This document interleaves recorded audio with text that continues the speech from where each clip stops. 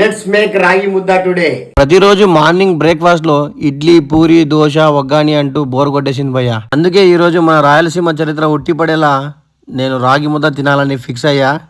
వెంటనే వెళ్ళి మా అమ్మని అడిగా, అమ్మా నాకు రాగి ముద్ద కావాలి అనేసి. పాతకాలంలో మన తాత వాళ్ళకు ఇలా పిజ్జాలు, బర్గర్లు, ఇడ్లీలు, పూరీలు అనే ఆప్షన్ లేదమ్మా.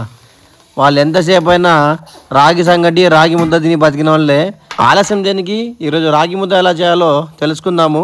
ముందుగా ఒక చిన్న కప్పు బియ్యాన్ని అయితే నానబెట్టుకోండి. అలాగే దాంతోపాటు ఒక అర్ధ కిలో రాగి పిండి తీసుకోండి. ప్రతి గ్లాసు రాగి పిండికి 3 గ్లాసుల నీళ్ళు అయితే తీసుకోండి గాయస్, మర్చిపోకుండా. అలా తీసుకున్న రాగి పిండిని అయితే ముందు జల్లెడ పట్టేయండి గాయస్, మన సేఫ్టీ కోసం. లైఫ్లో కూడా ఇలా కొన్ని విషయాలు ఖచ్చితంగా జల్లెడ పట్టడం నేర్చుకోవాలి గాయస్. ఎస్పెషల్లీ మన ఫ్రెండ్స్ విషయంలో, మన హ్యాబిట్స్ విషయంలో, అలాగే మన గోల్స్ విషయంలో.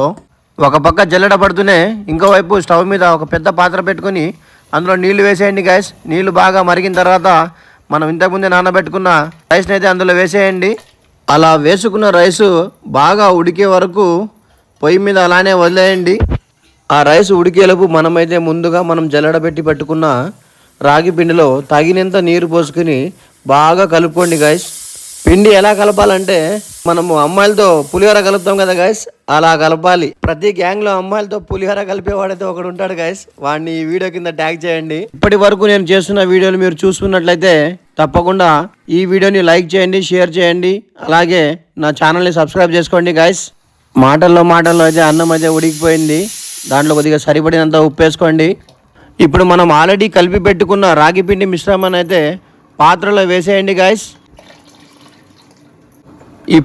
ఇప్పుడు మొదలవుతుంది గాయస్ యుద్ధం. అంటే మన పూర్వీకులు ఎందుకు అంత స్ట్రాంగ్ ఉండేవాళ్ళో ఈ రాగి ముద్ద తయారు చేసే విషయాన్ని నేను గమనిస్తున్నప్పుడైతే నాకైతే అర్థమైంది. ఎందుకంటే దీన్ని కంటిన్యూస్గా ఇలా కలుపుతూనే ఉండాలి. దీన్ని బట్టి మనం అర్థం చేసుకోవాలి, ఆ కాలంలో జిమ్ములు లేకపోయినా కానీ మన పూర్వీకులు ఎందుకు అంత స్ట్రాంగ్ ఉండేవాళ్ళంటే వాళ్ళు తినడానికి కూడా ఎక్సర్సైజ్ చేసేవాళ్ళు అనమాట. రాగి ముద్ద కేవలం మన రాయలసీమలో మాత్రమే ఫేమస్ కాదు గాయస్. నేను ఇంతకుముందు బైక్ ట్రిప్స్కి వెళ్ళినప్పుడు తమిళనాడులో, కర్ణాటకలో, మిగతా ప్లేసెస్లో కూడా రాగి ముద్దను ట్రై చేయడం జరిగింది. అక్కడ చాలామంది రాగి ముద్దతో నాన్ వెజ్తో పాటు సాంబారు, మిగతా కర్రీస్తో కూడా అక్కడ తినడం చూశాను నేను. రాగి ముద్దతో పాటు ఏ కాంబినేషన్ బాగుంటుందో మీరు ఒకసారి కామెంట్లో చెప్పండి గాయస్. ప్రస్తుతం ఉన్న పరిస్థితిలో ఎవరు కూడా ఇంత కష్టపడి వంట వండుకునే స్థితిలో లేరు. సాధారణంగా ఈ రోజుల్లో ప్రతి ఒక్కరూ స్విగ్గీ, జొమాటో అంటూ రెడీమేడ్ ఫుడ్ తినడానికైతే రెడీ అయిపోతున్నారు.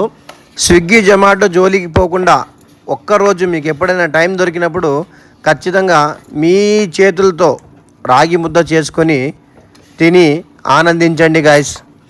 మాటల్లో మన రాగి ముద్ద అయితే రెడీ అయిపోయింది.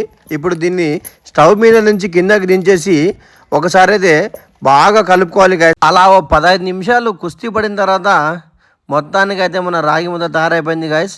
మీకు రాగి ముద్ద బాగా గడ్డగా కావాలంటే కొద్దిగా నీళ్ళని తగ్గించుకోండి. ఇంతసేపు వాళ్ళు కష్టపడిన దానికి నేను ఇప్పుడు ఇష్టపడి న్యాయం చేయాలి గాయస్. నేను ఇష్టపడి వండించుకున్న రాగి ముద్ద అయితే రెడీ అయింది గాయస్. ఇక్కడ టీవీలో ప్లే అవుతున్న మూవీ ఏదో మీరు గెస్ట్ చేసి కామెంట్లో అయితే రాయండి గాయస్. ఆ మూవీ పేరేంటో మీరు కనుక మూవీ నేమ్ కరెక్ట్గా గెస్ట్ చేస్తే మీ కామెంట్స్ని నా ఇన్స్టాగ్రామ్ పేజ్లో అయితే మెన్షన్ చేశాను గాయస్. రాగి ముద్దలో సైడ్ డిష్గా మటన్ లేకపోతే మన మొబైల్లో డేటా లేనట్లు అనిపిస్తుంది గాయస్. చూస్తుంటే నేను నోరు ఊరిపోతుంది భయ్యా, ఇంకా తట్టుకోవడం నా వల్ల కాదు. నేనైతే వెళ్ళిపోతున్నా తినడానికి. Thank you so much guys for watching. నా వీడియో మీకు నచ్చినట్లయితే దయచేసి నా ఛానల్ని సబ్స్క్రైబ్ చేసుకోండి, వీడియోని లైక్ చేయండి, అలాగే మీ ఫ్రెండ్స్తో షేర్ చేయండి. కామెంట్ చేయడం మాత్రం మర్చిపోదండి గాయస్, ఓకేనా? Thank you so much.